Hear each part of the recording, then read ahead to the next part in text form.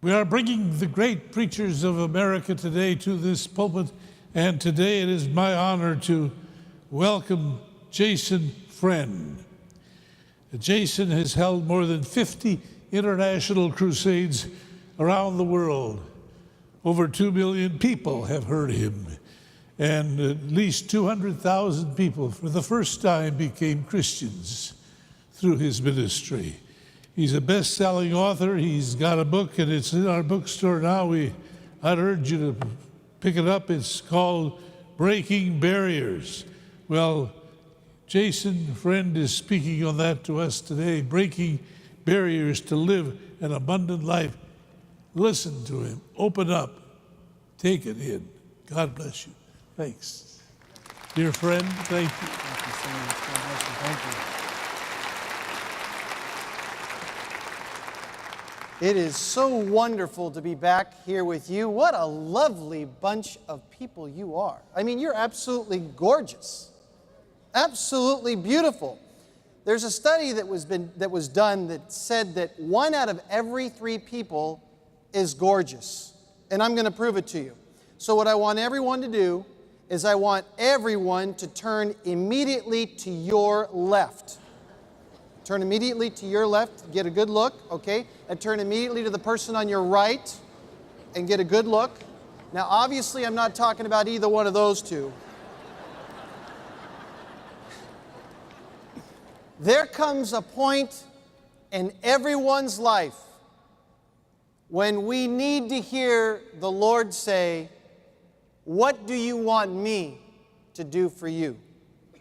Now, I am not talking about some kind of Santa Claus dream in the sky. I'm talking about a legitimate need based upon one's desire to break through the barrier, to make a quantum leap, to jump to the next level, to get around that obstacle that sits in our way. And we desperately need to hear the Lord say, "What do you want me to do for you?" I am honored and privileged to be the son of a bartender who worked for 51 years in that trade and worked double shifts to put me through Bible college. I am honored and privileged to have a mother who struggled with many different things, but she overcame those struggles to become one of the most outstanding Christians that I know. And as a matter of fact, she is here this morning, and I would like to ask my mom to stand. Would you please stand?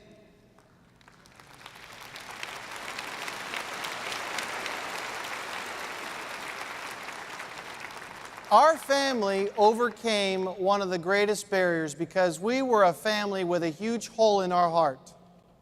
And it was a hole that only God could fill. But you know, God is in the process of doing many wonderful things these days, and He's in the process of helping people break the barriers that exist in their life. And if you've come this morning or you're watching via television, I want you to know that God will empower you to break through the barriers. Kevin was a 10-year-old little boy who had been abandoned, had been abused and neglected by his biological father, wound up in the foster home. And he received an invitation by a ministry that had the name of Royal Family Kids Camp. They set up this camp in the upper northwest that had a huge lake, and they invited a man by the name of Sven, who was a retired fisherman, to teach these kids who came from these desperate situations how to fish. And the counselors knew that if they could at least help the kids experience some sort of breakthrough during their week, they could literally revolutionize their lives. And so they had the mentality of, what can I do for you? There's only one problem, though. Kevin was deathly afraid of the water.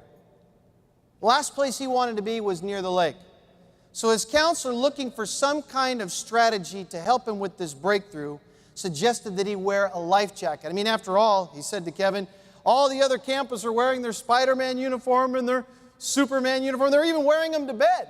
Why don't you try on this life jacket? And Kevin loved the idea, so he wore it to breakfast, and he wore it to lunch, and he wore it to dinner. You know how these kids, they never took it off. So the next day, he suggested that Kevin go for a little walk down by the edge of the lake.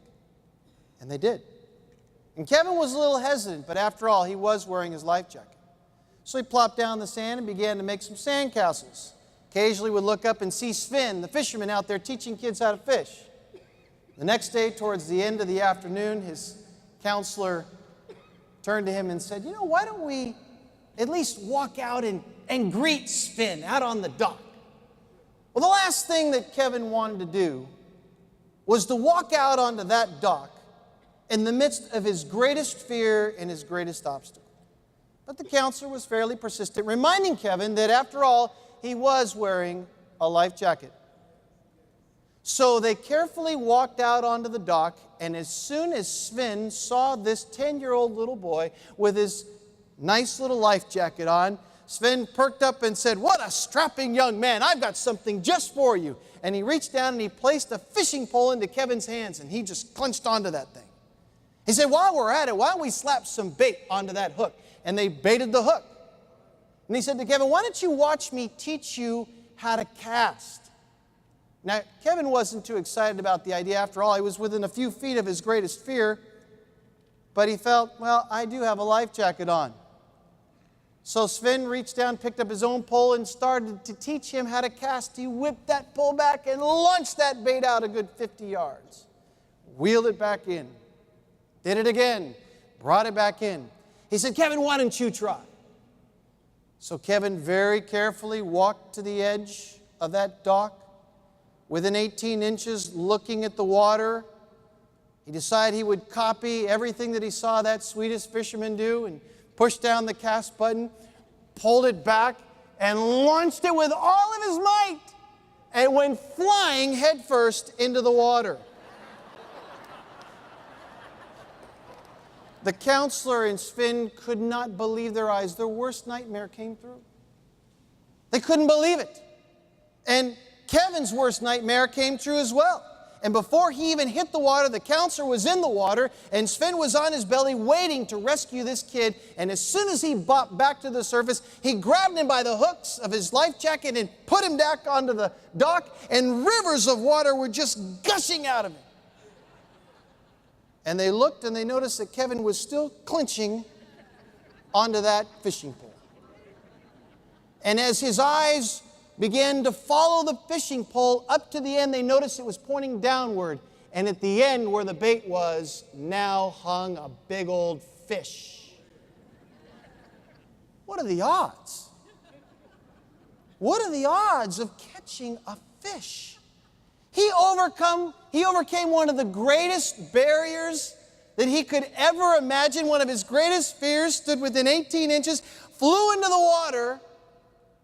And because of that loving, caring experience of somebody who loved him so much, that he overcame that barrier and spent the rest of his week with his feet hanging off the edge of that dock, fishing next to an old Swedish fisherman. You see, God places people in our lives to help us break the barriers. And I don't know what it is that you're facing or what mountain it is that you need to overcome, but I want to tell you this morning that God will empower you to break the barriers that you face. There is no barrier that is too insurmountable, because God will do it, and He'll do it through you. There was a young man who was taken by a certain path every day. The sun was beating down upon his skin, and his skin was bronzed from that experience day after day. And about the noon hour, it was 72 degrees, fairly cloudy like today, and the food you could smell from the neighboring houses and the ladies that were preparing the lunchtime meal, you could smell all this aroma, including the farm animals that were by. And all of a sudden, as Bartimaeus is standing or sitting by the side of the road begging, he hears this rumble. It's an entourage that is moving in his direction. And he knows that this is not some regular entourage, that it's perhaps 100 to 200 people that are parading in his particular direction. Of course, his hearing is enhanced because he's blind. And so he reaches